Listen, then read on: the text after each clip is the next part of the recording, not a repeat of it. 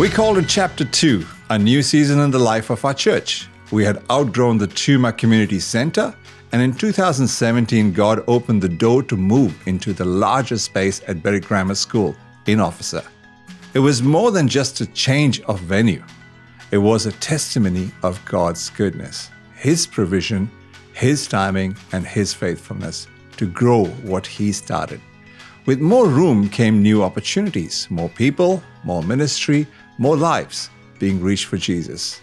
It's become the site of dozens of baptisms, people responding to Jesus and growing in their faith, as well as significant events and celebrations. It will always be a big part of our history.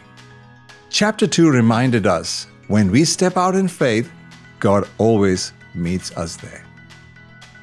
In 2020, I was notified that I'd been nominated by the community members for the Citizen of the Year award in Cardinia, Shire. It was a complete surprise, bordering on shock, but with 13 people nominated, I was confident I wouldn't receive the award. However, I was invited to the ceremony on Australia Day of that year, which included celebrating our community, our country, and a welcome to all the new citizens in Cardinia Shire. I had been at a leadership retreat for the weekend, and Dad was driving me back for the awards that day, and he said to me in the car, "Have you written a speech?" And I said, "No, because only the winner gives a speech." He said, "Well, you better write something down just in case." So I grabbed out my phone and I opened the notes and I started to put some dot points down in notes, not expecting to have to use them. In the ceremony, they counted down, of course, from 13 to 1, introducing each nomination as they went. And it got down to number 10 and my name hadn't been called. But when it got down to number 5, I started to panic. I got out my phone to look over the notes as the countdown continued. 3, 2, and then I knew it was me. I got up and I gave a speech, and one of the counsellors came up to me afterwards and he said it was the first time Jesus had ever made an appearance in an acceptance speech for the Citizen of the Year in Cardinia Shire.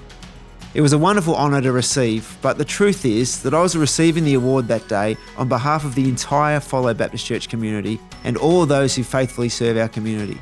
Our mission is to follow Jesus in our community for His glory, and I've always said that I believe Officer should be a better place because we exist. They say self-recommendation is no recommendation, but I felt that award was our community giving us feedback that we as a church were fulfilling our mission, and that's what made it such a meaningful award. Coming out of a once-in-a-lifetime global pandemic was a massive mountain to climb, but Follow has emerged stronger. Though it was a season of uncertainty and challenge, we learned valuable lessons. We adapted in new ways and, most importantly, grew deeper as a church family. We realised that whatever we were doing for discipleship pre-pandemic hadn't prepared us for the discipleship challenges of that season. So in response, we have taught more about suffering, about emotional maturity and discipleship, as well as launching some courses like Alpha and A Life Worth Living, and the Emotionally Healthy Spirituality and Relationships courses to equip the Follow family. We love what God is doing in people's lives as a result. God used the crisis to refine our faith, strengthen our unity, and remind us that His church is never closed. It's alive and wherever His people are. We didn't just bounce back, we moved forward with greater clarity and resilience and dependence on Him.